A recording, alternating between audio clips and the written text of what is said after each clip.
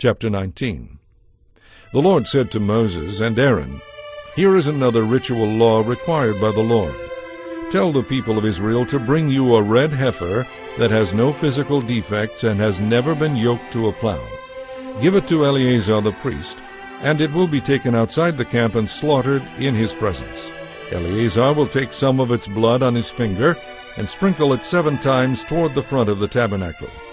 As Eleazar watches, the heifer must be burned, its hide, meat, blood, and dung. Eleazar the priest must then take cedar wood, a hyssop branch, and scarlet thread and throw them into the fire where the heifer is burning. Then the priest must wash his clothes and bathe himself in water. Afterward he may return to the camp, though he will remain ceremonially unclean until evening. The man who burns the animal must also wash his clothes and bathe in water, and he too will remain unclean until evening. Then someone who is ceremonially clean will gather up the ashes of the heifer and place them in a purified place outside the camp. They will be kept there for the people of Israel to use in the water for the purification ceremony. This ceremony is performed for the removal of sin. The man who gathers up the ashes of the heifer must also wash his clothes, and he will remain ceremonially unclean until evening. This is a permanent law for the people of Israel and any foreigners who live among them. All those who touch a dead human body will be ceremonially unclean for 7 days. They must purify themselves on the 3rd and 7th days with the water of purification, then they will be purified. But if they do not do this on the 3rd and 7th days, they will continue to be unclean even after the 7th day.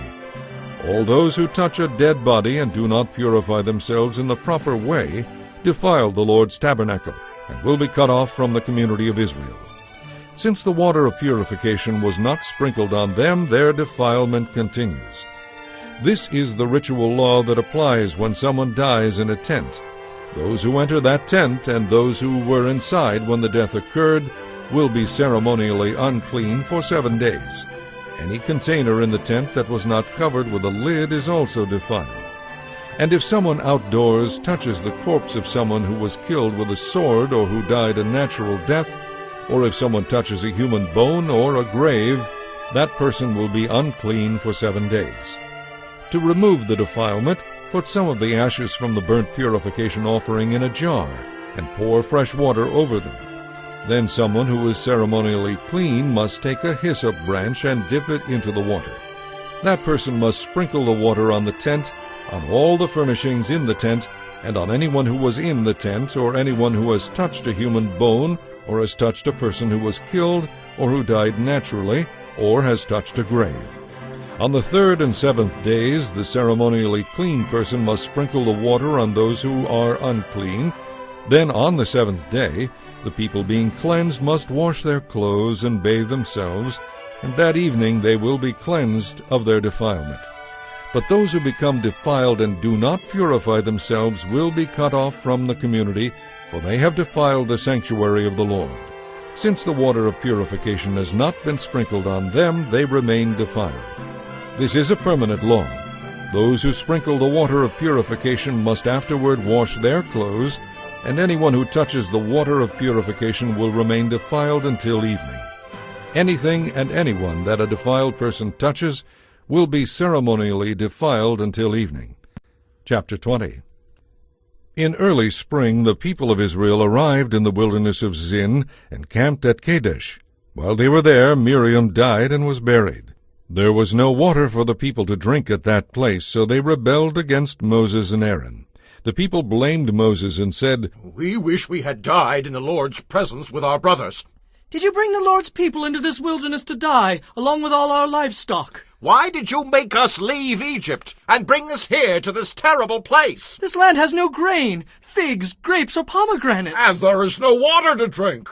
Moses and Aaron turned away from the people and went to the entrance of the tabernacle, where they fell face down on the ground.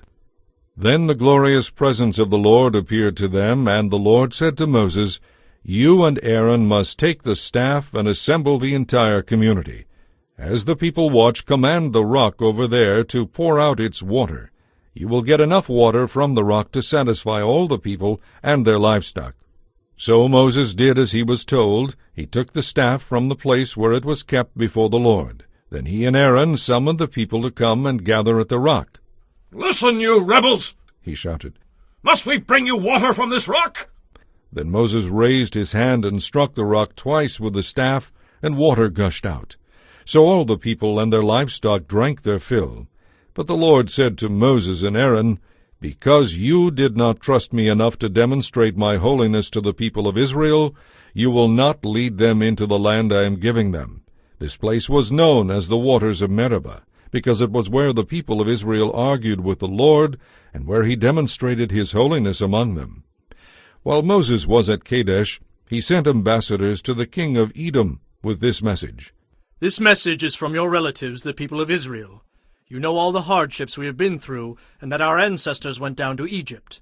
We lived there a long time and suffered as slaves to the Egyptians. But when we cried out to the Lord, he heard us and sent an angel who brought us out of Egypt.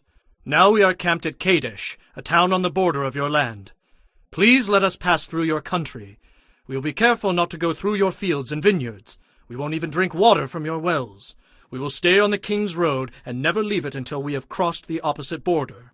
But the king of Edom said, "Stay out of my land, or I will meet you with an army." The Israelites answered, "We will stay on the main road." "If any of our livestock drinks your water, we will pay for it." "We only want to pass through your country and nothing else." But the king of Edom replied, "Stay out! You may not pass through our land." With that he mobilized his army and marched out to meet them with an imposing force. Because Edom refused to allow Israel to pass through their country, Israel was forced to turn around. The whole community of Israel left Kadesh as a group and arrived at Mount Hor. Then the Lord said to Moses and Aaron at Mount Hor, on the border of the land of Edom, "The time has come for Aaron to join his ancestors in death. He will not enter the land I am giving the people of Israel, because the two of you rebelled against my instructions concerning the water of Meribah. Now take Aaron and his son Eleazar up Mount Hor. There you will remove Aaron's priestly garments and put them on Eleazar his son. Aaron will die there and join his ancestors." So Moses did as the Lord commanded. The three of them went up Mount Hor together as the whole community watched. At the summit Moses removed the priestly garments from Aaron and put them on Eleazar, Aaron's son. Then Aaron died there on top of the mountain, and Moses and Eleazar went back down. When the people realized that Aaron had died, all Israel mourned for him 30 days. Chapter 21. The Canaanite king of Arad, who lived in the Negev, heard that the Israelites were approaching on the road to Atharim. So he attacked the Israelites and took some of them as prisoners. Then the people of Israel made this vow to the Lord, "If you will help us conquer these people, we will completely destroy all their towns." The Lord heard their request and gave them victory over the Canaanites. The Israelites completely destroyed them and their towns, and the place has been called Hormah ever since. Then the people of Israel set out from Mount Hor, taking the road to the Red Sea to go around the land of Edom. But the people grew impatient along the way, and they began to murmur against God and Moses. "Why have you brought us out of Egypt to die here in the wilderness?" they complained. "There is nothing to eat here and nothing to drink, and we hate this wretched manna." So the Lord sent poisonous snakes among them, and many of them were bitten and died. Then the people came to Moses and cried out, "We have sinned by speaking against the Lord and against you. Pray that the Lord will take away the snakes." So Moses prayed for the people. Then the Lord told him, "Make a replica of a poisonous snake and attach it to the top of a pole. Those who are bitten will live if they simply look at it." So Moses made a snake out of bronze and attached it to the top of a pole. Whenever those who were bitten looked at the bronze snake, they recovered. The Israelites traveled next to Oboth and camped there. Then they went on to Aya Abarim in the wilderness on the eastern border of Moab. From there they traveled to the valley of Zered Brook and set up camp. Then they moved to the far side of the Arnon River in the wilderness adjacent to the territory of the Amorites. The Arnon is the boundary line between the Moabites and the Amorites. For this reason the book of the Wars of the Lord speaks of the town of Wahib in the area of Suphah and the ravines, and the Arnon River, and its ravines, which extend as far as the settlement of Ar on the border of Moab. From there the Israelites traveled to Beer, which is the well where the Lord said to Moses, Assemble the people, and I will give them water. There the Israelites sang this song. Spring up, O well, yes, sing about it. Sing of this well which princes dug, which great leaders hollowed out with their scepters and staffs. Then the Israelites left the wilderness and proceeded on through Mattanah, Nahaliel, and Bamoth. Then they went to the valley of Moab, where Pisgah Peak overlooks the wasteland. The Israelites now sent ambassadors to King Sihon of the Amorites with this message. Let us travel through your land. We will stay on the king's road until we have crossed your territory. We will not trample your fields or touch your vineyards or drink your well water. But King Sihon refused to let them cross his land. Instead he mobilized his entire army and attacked Israel in the wilderness, engaging them in battle at Jehaz. But the Israelites slaughtered them and occupied their land from the Arnon River to the Jabbok River. They went only as far as the Ammonite border because the boundary of the Ammonites was fortified. So Israel captured all the towns of the Amorites and settled in them, including the city of Heshbon and its surrounding villages. Heshbon had been the capital of King Sihon of the Amorites. He had conquered a former Moabite king and seized all his land as far as the Arnon River. For this reason the ancient poets wrote this about him. Come to Heshbon, city of Sihon. May it be restored and rebuilt. A fire flamed forth from Heshbon, a blaze from the city of Sihon. It burned the city of Ar in Moab. It destroyed the rulers of the Arnon heights. Your destruction is certain, O people of Moab. You are finished, O worshippers of Chemosh. Chemosh has left his sons as refugees and his daughters as captives of Sihon the Amorite king. We have utterly destroyed them all the way from Heshbon to Dibon. We have completely wiped them out as far away as Nophah and Medeba. So the people of Israel occupied the territory of the Amorites. After Moses sent men to explore the Jazer area, they captured all the towns in the region and drove out the Amorites who lived there. Then they turned and marched toward Bashan, but King Og of Bashan and all his people attacked them at Edrei. The Lord said to Moses, Do not be afraid of him, for I have given you victory over Og and his entire army, giving you all his land. You will do the same to him as you did to King Sihon of the Amorites, who ruled in Heshbon. And Israel was victorious and killed King Og, his sons, and his subjects. Not a single survivor remained. Then Israel occupied their land. Chapter 22. Then the people of Israel traveled to the plains of Moab and camped east of the Jordan River across from Jericho.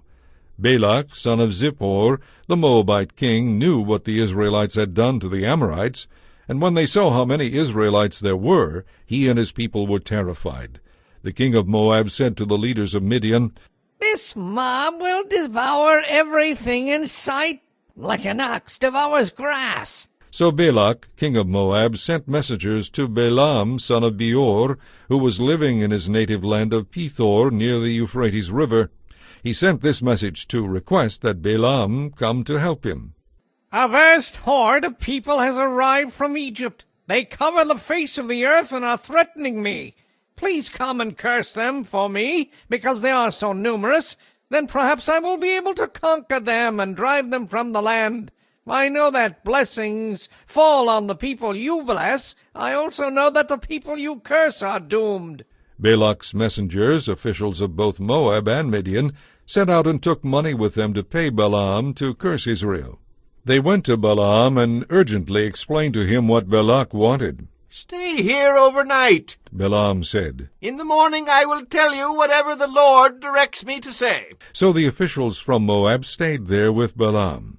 That night God came to Balaam and asked him, Who are these men with you? So Balaam said to God, Balak, son of Zippor, king of Moab, has sent me this message. A vast horde of people has come from Egypt and has spread out over the whole land. Come at once to curse them. Perhaps then I will be able to conquer them and drive them from the land. Do not go with them, God told Balaam. You are not to curse these people, for I have blessed them.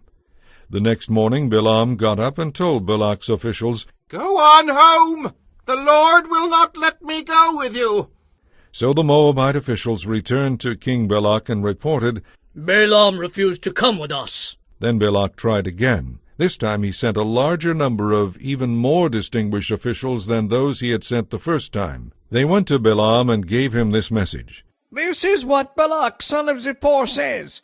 Please don't let anything stop you from coming. I will pay you well, and do anything you ask of me. Just come and curse these people for me. But Balaam answered them, Even if Balak were to give me a palace filled with silver and gold, I would be powerless to do anything against the will of the Lord my God. But stay here one more night to see if the Lord has anything else to say to me.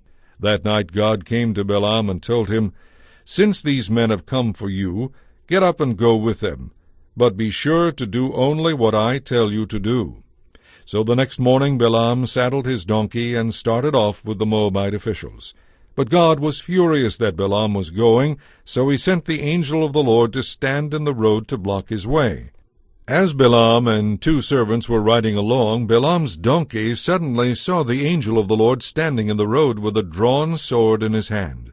The donkey bolted off the road into a field, but Balaam beat it and turned it back onto the road. Then the angel of the Lord stood at a place where the road narrowed between 2 vineyard walls. When the donkey saw the angel of the Lord standing there, it tried to squeeze by and crushed Balaam's foot against the wall. So Balaam beat the donkey again. Then the angel of the Lord moved farther down the road and stood in a place so narrow that the donkey could not get by at all. This time, when the donkey saw the angel, it lay down under Balaam. In a fit of rage, Balaam beat it again with his staff. Then the Lord caused the donkey to speak.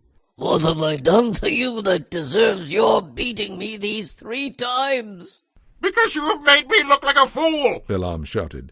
If I had a sword with me, I would kill you! Balaam shouted. But I am the same donkey you always ride on. The donkey answered, Have I ever done anything like this before? No. he admitted. Then the Lord opened Balaam's eyes, and he saw the angel of the Lord standing in the roadway with a drawn sword in his hand. Balaam fell face down on the ground before him. Why did you beat your donkey those 3 times? The angel of the Lord demanded. I have come to block your way because you are stubbornly resisting me. 3 times the donkey saw me and shied away. Otherwise I would certainly have killed you by now and spared the donkey. Then Balaam confessed to the angel of the Lord, I have sinned. I did not realize you were standing in the road to block my way. I will go back home if you are against my going. But the angel of the Lord told him, Go with these men, but you may say only what I tell you to say. So Balaam went on with Balak's officials. When King Balak heard that Balaam was on the way, he went out to meet him at a Moabite town in the Arnon River at the border of his land. Did I not send you an urgent invitation? Why didn't you come right away? Balak asked Balaam. Didn't you believe me when I said I would reward you richly? Balaam replied, I have come, but I have no power to say just anything. I will speak only the messages that God gives me. Then Balaam accompanied Balak to Kiriath-Huzoth, where the king sacrificed cattle and sheep.